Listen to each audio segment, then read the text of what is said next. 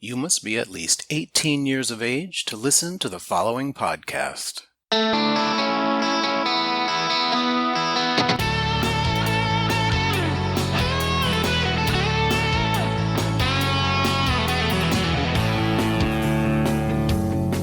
I am Robert Black, and you are listening to Sexual Heroes. Lance Charger spent 25 years as a creative and marketing executive in the film, television, and beauty industries. Then just last year decided to use his skills and knowledge in a very different way. Now in his 50s, he's very successfully creating and marketing his own porn. Hey, Lance Charger. Thanks for being on Sexual Heroes today. Hello. Thanks for having me. Excited to be here. I actually did not realize until, I guess it was yesterday or the day before, you said something about that you had just started getting into porn last year. Yeah, in June of last year, actually, is when this all started for me. So, yeah, I thought you had been in it a while. What prompted it? I had an Instagram feed. I'm very modest, 2,000 followers. And in those first few months of COVID working at home, I just started taking a lot more photos of myself, as so many people did. And my following jumped up to about 30,000. And I started getting some influencer contracts and was really, really investing an inordinate amount of time in my feed and answering every single comment and trying to like everything and really reach out to people and setting up photo shoots to support the influencer work. And I woke up one morning and it was gone. What? And Instagram isn't the easiest company to get a hold of anybody. So I reached out to a friend who works at a big corporation and they have an Instagram rep. And so they actually asked their rep to call me. And the rep basically just said, look, you violated our guidelines. And she said, and a lot. She said, one of the things I think a lot of people don't understand is that you're also held responsible for the comments people make on your content. Oh. And I was like red flagged all the way down. They said, our policy is once we delete a feed, it is unrecoverable. We will never recover a deleted feed. Wow. I was broken up about it because I was investing like 4 hours a day into this, in addition to working, a 60-hour week. And some guy messaged me on Facebook and said, why in the hell are you giving this away for free? He goes, you belong in porn. He goes, I really think you should consider it. And I thought it was like, no way. I work in corporate. There's no way. Being a gay kid growing up in Southern Orange County, I wasn't widely accepted. Lots of hiding under teachers' desks during lunch and not going out in the quad because I was always getting smacked around and thrown into lockers and pushed downstairs and made fun of. It was pretty brutal. So, this whole fantasy of these gay guys in porn, they were like the absolute pinnacle of success and masculinity and popularity and beauty and all these things that I was such an ugly duckling and wished I could be that. That was like my fantasy escape. So, there's this part of my brain that's like, are you fucking kidding? You really think I can do this? And he gave me all of the steps. He's like, I want you to start a Twitter feed, come up with a stage name. I'm sure you filmed plenty of POV content on your own. Start loading up your feed and put the kind of effort into Twitter that you have put into Instagram and just see what happens. And he checked in with me a few times and said, like, how's it going? Your feed looks like it's doing fairly well. Now, why don't you start an OnlyFans account? Now, why don't you start a Just for Fans account? I was starting to meet a lot of people. Funnily enough, I have some very close friends who I've been friends with for many years who are in the business. And some of them, I was so oblivious because my whole life was work. I didn't even realize some of them were in porn until they started showing up in my feed. And I was like, what? Yeah.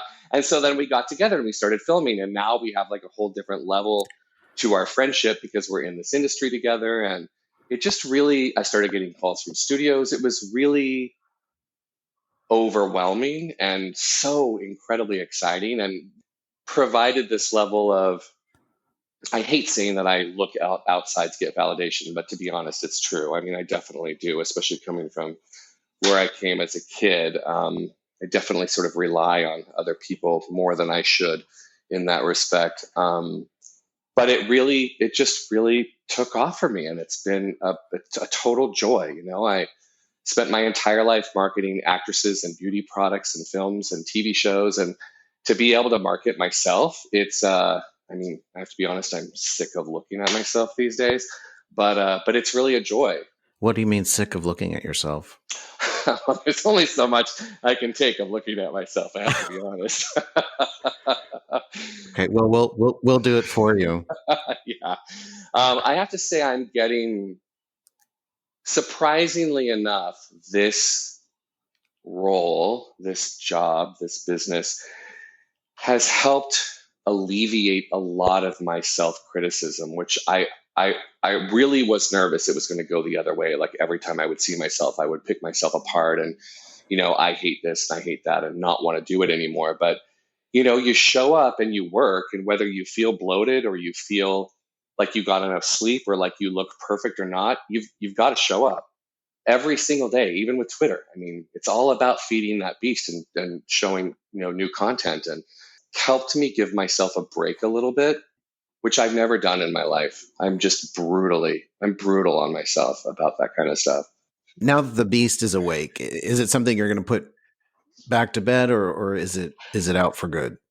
No, no, no. I love what I'm doing. I mean, I am realistic. I'm 51. I have completely busted, blown out shoulders from workout injuries. So like, there's a clock. There's a clock ticking with my time in this business. I also really miss my corporate life. I really do miss. I mean, not that any of us are in an office today, but I really miss those office interactions and working with big, broad teams to like push a product to market, whether it's a person or a show or a product. In a perfect world, I would really like to be able to balance both again. But I did lose my job because of COVID back in September. So I've been porn full time since October 1st. And I'm itching to get back into corporate so I can have more of that balance. I do miss it more than I thought I would. That's for sure. As long as people want to watch, I am totally game for continuing to produce content and shoot with studios. I mean, whatever's on the table, I'm totally game for it because I enjoy it so much. You mentioned that you're 51. Do you remember the show Golden Girls? Yes. Of course you do. Their characters, Dorothy, Rose, and Blanche, their characters were in their 50s. And it's hard to imagine Dorothy, Rose, or even Blanche saying goodnight to each other, going back to their bedroom, turning on the cam and breaking out the dildo and putting on a show. But here you are, and a lot of other guys in their 50s and older making porn and successful at it. Did your age, did you toss that around in your head like, oh, I don't know, maybe it's too late, or had you seen enough older guys in porn to know that it was a non-issue? I have to be honest, it never crossed my mind because I'm such a goof at heart. Like I'm super playful and I love to have fun. And I don't think of myself. I don't think of myself as being old. And I definitely don't think of 50 as old. I mean, I have parents who are 82 and 79. They both still work full time. My father plays golf all the time, runs his own consulting company. I mean, they are the best examples of how age means nothing. So I think I've just grown up in that household and I'm quite close with them. So the example that's been set for me outside of the media in my home has been age doesn't really slow you down or mean anything. And they both always said, just always keep moving. Rocco Steele, do you know who that is? Yeah, of course. On his Twitter profile, he says he calls himself the king of all daddies. How do you feel about the term daddy? I love it. I embrace it. I love it when guys call me that in bed, in scenes. I mean, I did get cast as a grandpa in a video. It was a scene I did with Casey Everett for Say Uncle. And it's funny because the guys wouldn't tell me. They wouldn't send me the script. And I'm like, come on, send me the script. I want to prepare a little bit. And I got on set and they handed me the script and they're like, I was like, I'm grandpa. And they both laughed. They're like, this is why we didn't send you the script. I'm like, well, I'm going to show up and do whatever you tell me to do. But Okay, I think I can make this work. But we did have. There's a great blooper reel in that scene somewhere because I mean I spit wine out because I was laughing so hard during the scene. Like Casey would call me grandpa and it would make me laugh. Like it was a lot of fun filming the scene. But yeah, I mean I was Pops in a film I did for Icon. I was daddy in a few, stepdad. So it took a little bit of getting used to, but it's all fun. Does that term come into play in your private life? I mean, in your private bedroom when the cameras aren't rolling. Oh, for sure. Oh, Yeah. okay. I mean, when I have guys, I mean, I will say most of the guys I have in my bed are younger. They're the ones who are, hitting me up the most. So definitely there's a daddy son role play. And I do really get off on that. It's a lot of fun for me. You mentioned script, and that Hmm. just sent my head in a whole different direction. So you've done your own content, and Hmm. you've done collabs for Hmm. OnlyFans, but you've also done some studio work Hmm. where you mentioned you get a script. Which, when I hear that now, it's like, why are there scripts in porn? But it reminded me of a scene I did. The director was Paul Baresi. Okay. I had been sent the script. And then when we showed up on the set, all the actors were gathered around and he asked us if we had memorized our lines. And clearly everybody had memorized their lines but me. He asked, he was kind of incensed that I hadn't taken it seriously enough to Hmm. memorize my lines. And, I said, well, uh, any other time I've been given a script, it's, kind of last minute and they shoot it line by line. So it's not like, you're putting on a play. I actually have to say I do love that part of studio work. So often, it's just here's some loose direction, start fucking. But I mean, I had a script that was over 20 pages with like multiple scenes and multiple wardrobe changes shot across 2 days, two sex scenes. And it's probably one of my favorite projects I've ever worked on. I mean, I spent a week with that script. I like modeled my character after a very popular TV actor. Like I got really, really into it. There wasn't a line I didn't know when I showed up, and I had a shit ton of lines.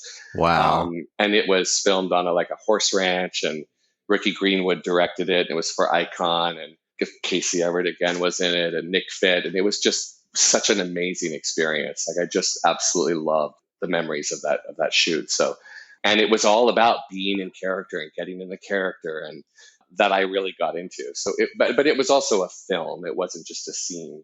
It was great. I loved that part. And Wow. it's funny because in my in my collabs, I'm always trying to. I'm not the what's my motivation guy by any means, but I'm always trying to say, okay, so what's the scene? Like, what's happening here? What are we walking into? What do we want to capture? Like, who are you? How are we meeting? And I'm trying to like create some sort of a storyline. And some guys love it and go for it, and some guys just can't be bothered with it at all. And I think that Mhm. just comes from my marketing background, right? Because I'm such a storyteller. Like everything you put out is telling a story, adhering to the brand about this product or what you're trying to sell. So I definitely infuse a lot of that into my content creation when I can. Wow. I I love hearing about different perspectives because I'm kind of like, if I show up, I'm just like, well, I think the story is we're going to have sex, and that's the story. Well, I will say I did walk into this, starry eyed and really, really thinking I was all about like the storytelling and the scenes and the sets and because that's where I come from in my Hmm. in my career. And I remember, I can't believe I'm going to tell you this, but I did this OnlyFans live, and I was sure this was going to like blow the lid off OnlyFans and my subscribers. And it was all about like submit 10, the first 10 people to submit questions will get a free month. And I did really heavy promotion on it. I even cross promoted it on Just for Fans. I had three people show up, and it kept dropping between one to three, one to three. And nobody brought any questions. And there was a lot of dead air. And I was sitting there, and some guys like messages me, and he's like, we really just want to watch you fucking jack off and stick your fucking fingers in your ass. And I did it and it was great, but I was crushed. I literally Mm. thought everybody wants to know who Lance Charger is, and this is going to be so great. I'm going to make this amazing connection and be able to tell stories, and people are going to, have this, this whole relationship with Lance.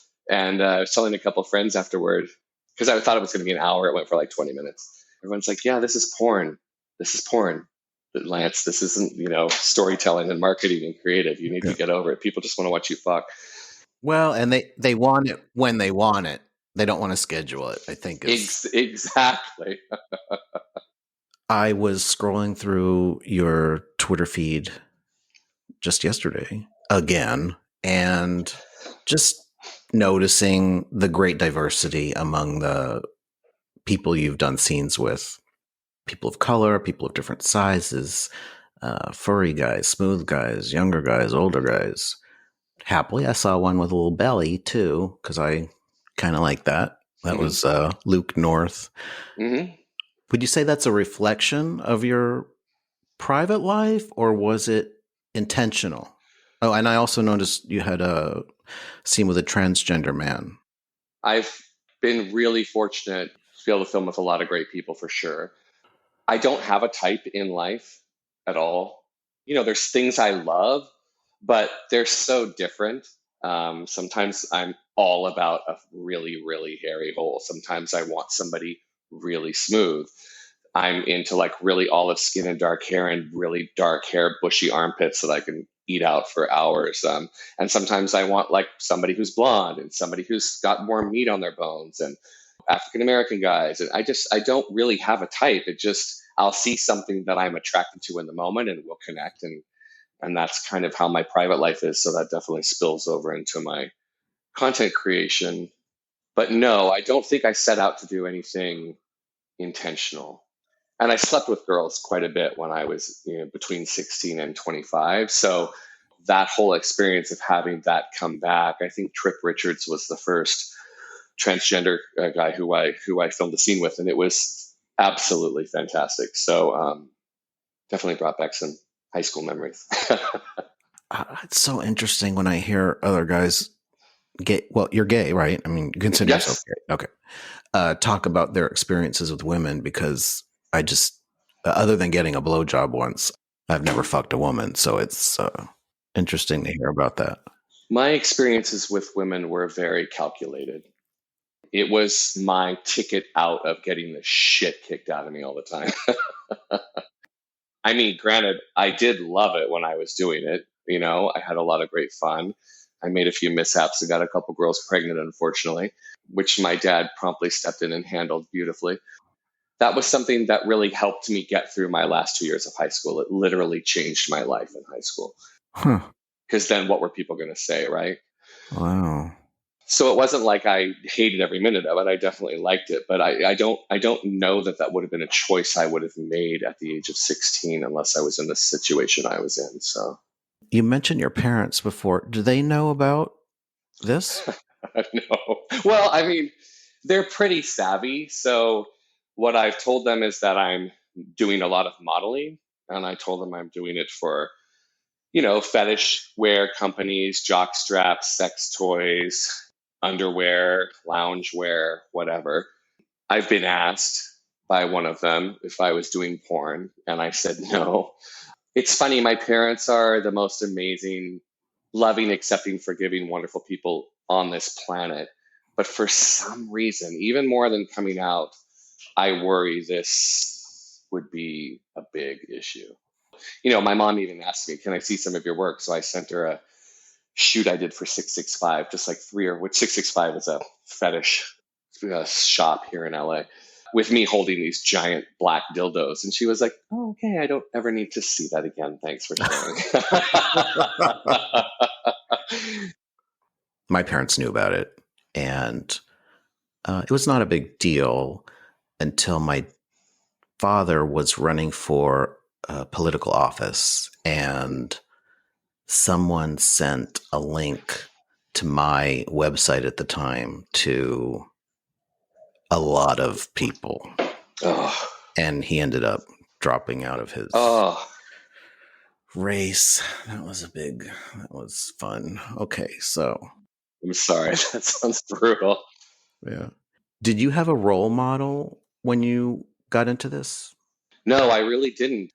I really believe, people call it beginner's luck, but I really believe that walking into a scenario with no expectations really allows one to, you know, succeed, is the most opportunities for success because they're sort of really going with their instincts. And that's how you develop a persona and that's how you connect with people, right? Because everything's really authentic and people can smell inauthenticity a million miles away these days. Like the internet Hmm. has turned everybody into such critics of overproduced crap.